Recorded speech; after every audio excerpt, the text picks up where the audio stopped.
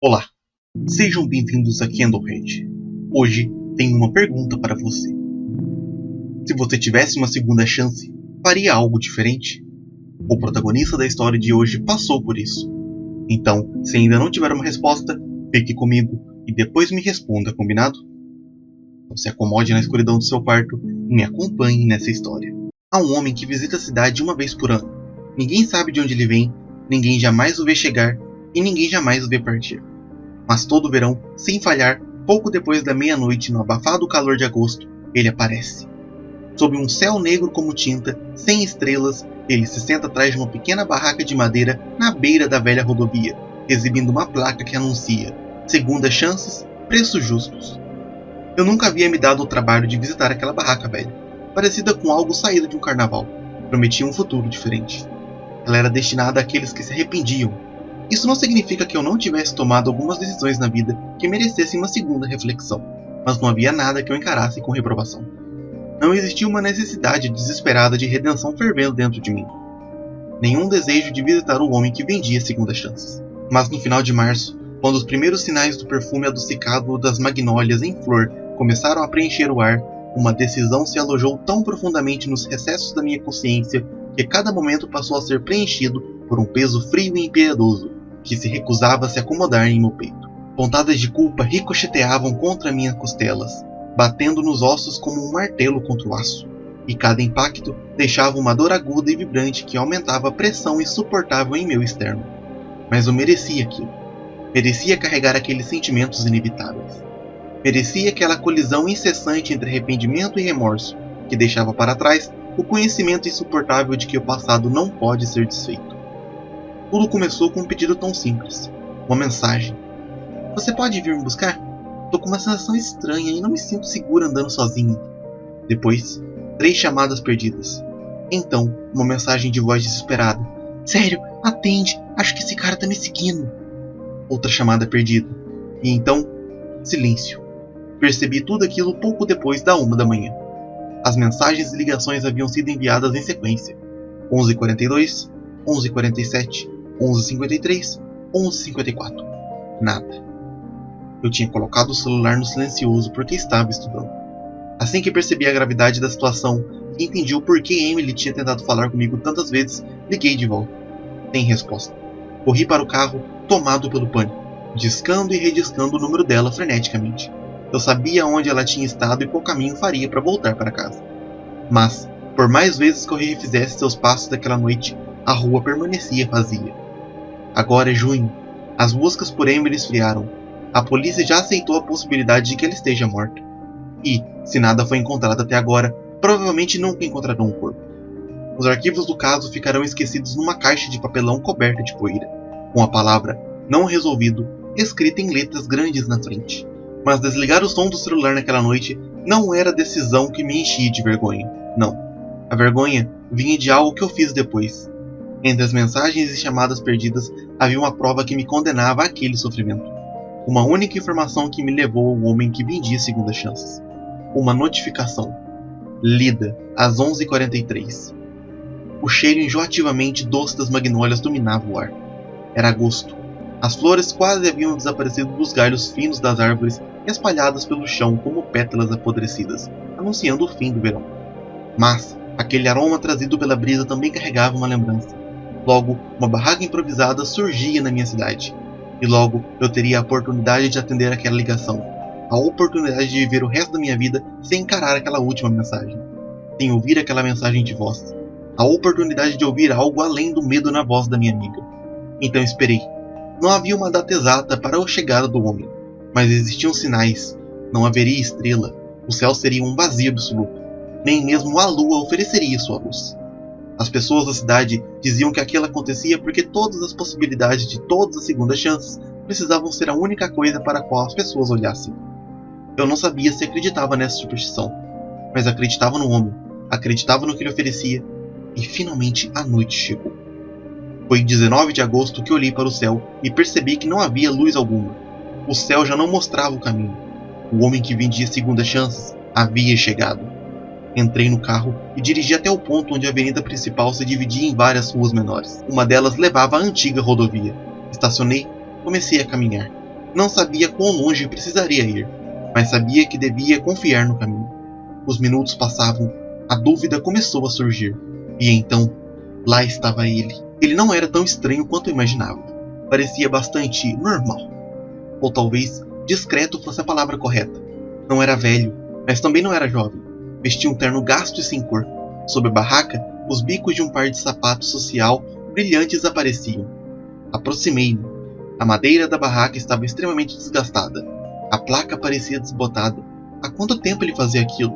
Quem era ele? Eu não sabia o que dizer. Meu peito doía da mesma culpa que carregava havia meses. Meu coração batia num ritmo frenético. Mas antes que eu conseguisse falar, o homem estendeu a mão e me chamou para segurá-la. No instante em que nossas mãos se tocaram, tudo desapareceu. Restou apenas a sensação da pele seca e cerosa dele contra mim. Então, minha mente explodiu em memórias. Não apenas da minha decisão, mas de todos os caminhos possíveis. Todas as vidas que poderiam ter acontecido. Não conseguia compreender nenhuma delas. Havia coisas demais. Tudo o que consegui perceber foram milhões, não, trilhões de possibilidades, ramificando-se infinitamente, brilhando como fios desgastados da realidade. O homem que vendia segundas chances não precisou perguntar o que eu queria. Ele já sabia. Sentir aquilo dentro de mim muito antes de eu chegar. A dor profunda do arrependimento. O peso de um erro apodrecendo como uma ferida aberta. E estava me mostrando que aquilo não precisava continuar.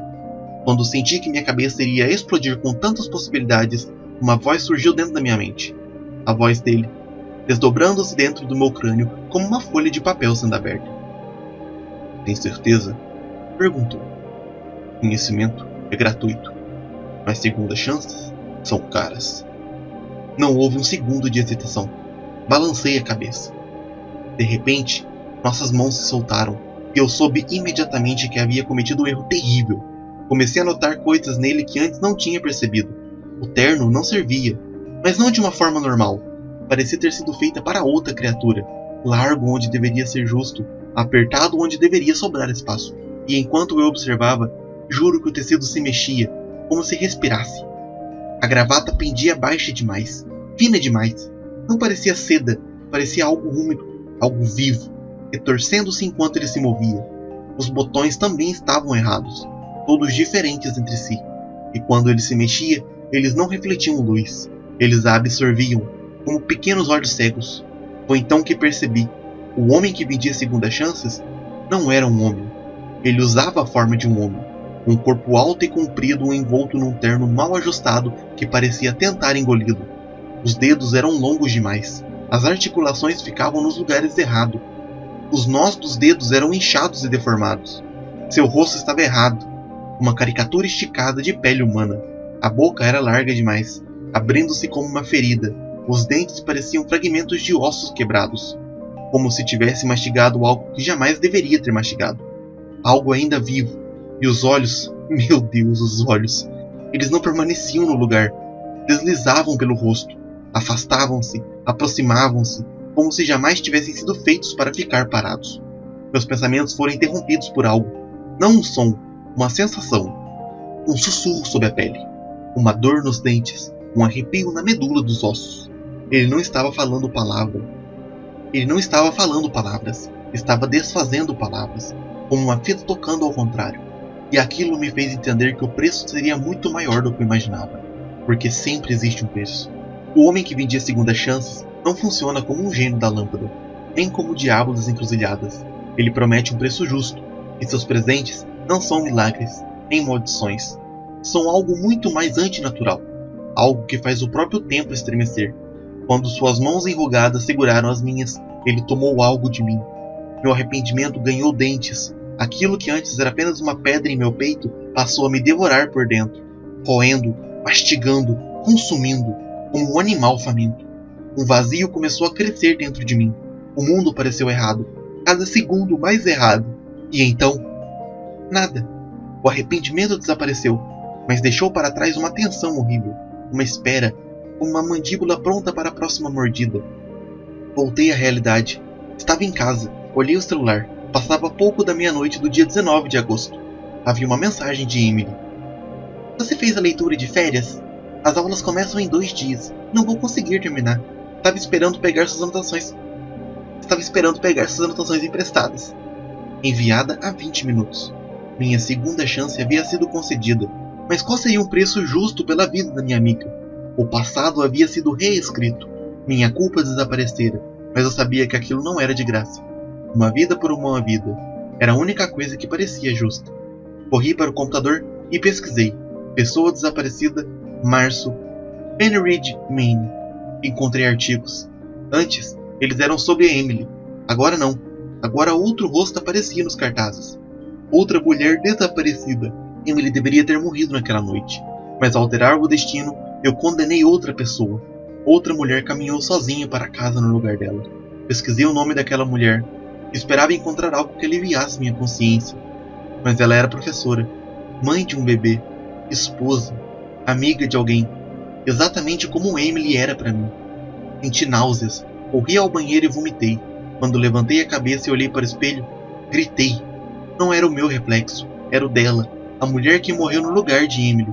Ela me encarava, olhos vazios, os lábios se movendo sem emitir som, mas consegui entender o que ela tentava dizer. Valeu a pena? Foi então que compreendi. O homem que vendia segunda chances aparece quando não existem estrelas, porque, quando você paga, sua dor não tem para onde escapar. Quando sua segunda chance é concedida, sobra apenas uma culpa ainda maior, mais profunda, mais escura, um vazio sem fundo, e é disso que ele se alimenta. Segundas chances não são dadas, são roubadas, arrancadas dos ossos do próprio tempo. E o homem que as vende sempre estará esperando por aqueles que mais precisam delas. E então, após o ocorrido acima relatado, você já se decidiu? Já sabe se aceitaria uma segunda chance? Às vezes, o que aconteceu deveria ter acontecido, e é melhor não mexer no passado, apenas aceitá-lo e seguir em frente. Ou então, as consequências podem ser muito piores do que você imagina. Até o próximo vídeo.